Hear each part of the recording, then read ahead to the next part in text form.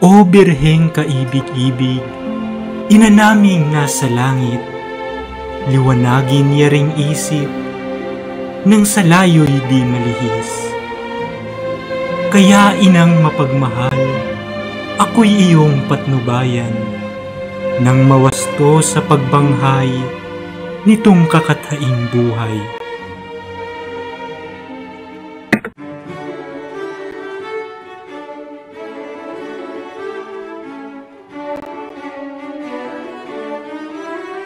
Noong mga unang araw, sang-ayon sa kasaysayan, sa Berbanyang kaharian ay may haring hinangaan.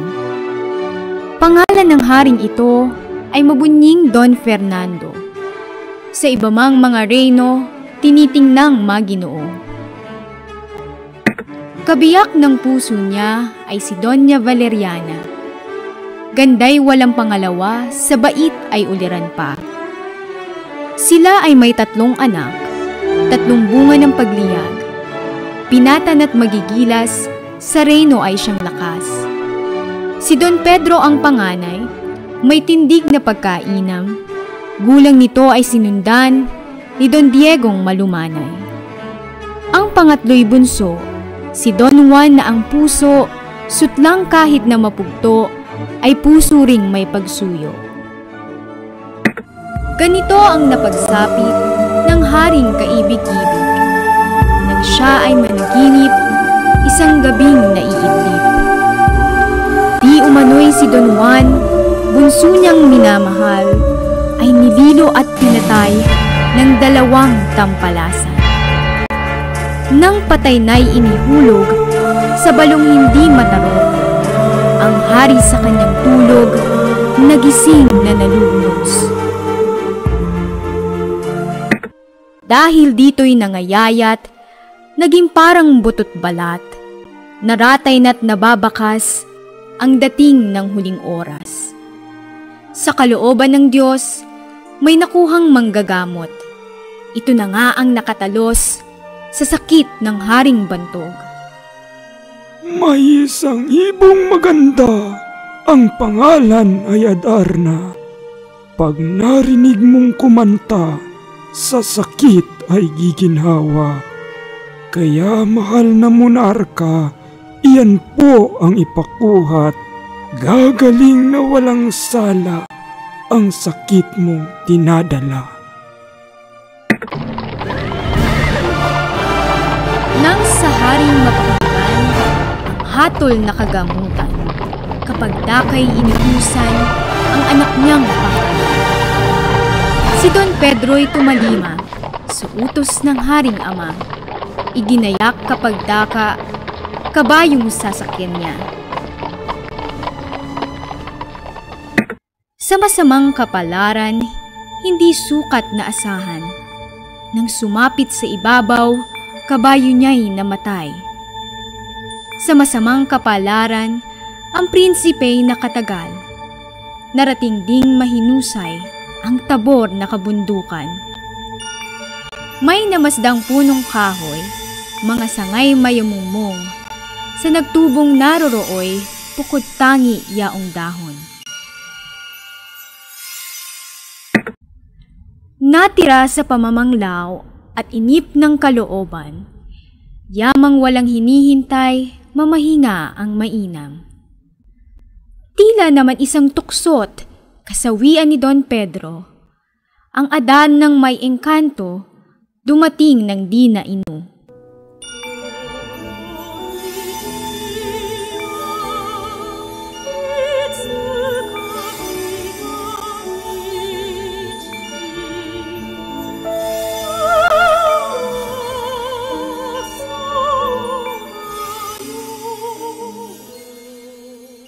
Ugali nitong Adarna, matapos ang kanyang kanta, ang siya'y magbawas muna bago matulog sa sanga. Sa masamang kapalaran, si Don Pedro'y napatakan, biglang naging batong buhay sa punong kinasandalan. Si Don Diego'y inatasang hanapin ang naparawal. Ang prinsipey di sumuway at noon di nagpaalam.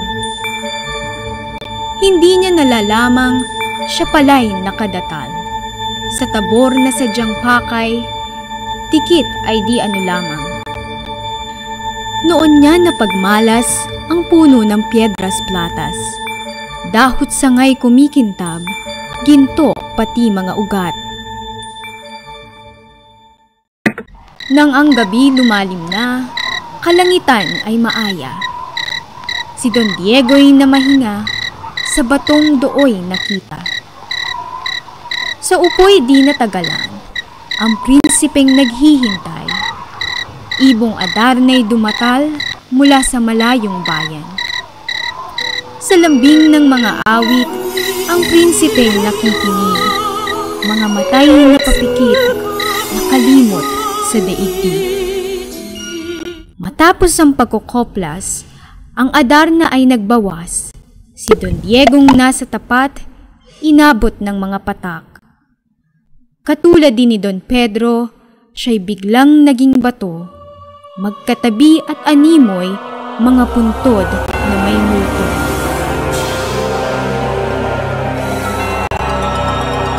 Nainip sa kahihintay, ang berbanyang kaharian.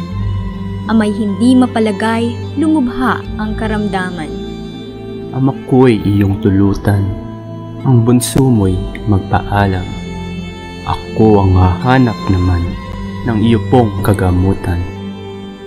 Ang bindisyo'y iginawad ng may luhang nalalaglag. Gayun din ang inang liyag, kalungkutay di masukat. Di gumamit ng kabayo sa paglalakbay na ito. Tumalaga ng totoo sa hirap na matatamo. Dooy kanyang natagpuan, isang matandang sugatan. Sa hirap na tinataglay, lalambot pusong bakal. Sa lalagya'y dinukot na, yaong tinapay na dala. Iniabot ng masaya sa matandang nagdurusa. Mulit-muling pasasalamat ang masayang binibigkas, at sa nais makabayad sa prinsipe nagpahayag. Kaya ngayon ang bilin ko ay itanim sa puso mo. Mag-ingat kang totoo at nandi ka maging bato. Sa puok na natatanaw ay may kahoy kang daratnan. Dikit ay di ano lamang, kawili-wiling titigan. Doon wag kang titigil at sa ganda ay mahumaling. Sapagkat ang mararating, ang buhay mo'y magmamaliw. Sa ibaba'y tumanaw ka, may bahay na makikita. Ang naruroong tao'y siyang magtuturo sa Adarna.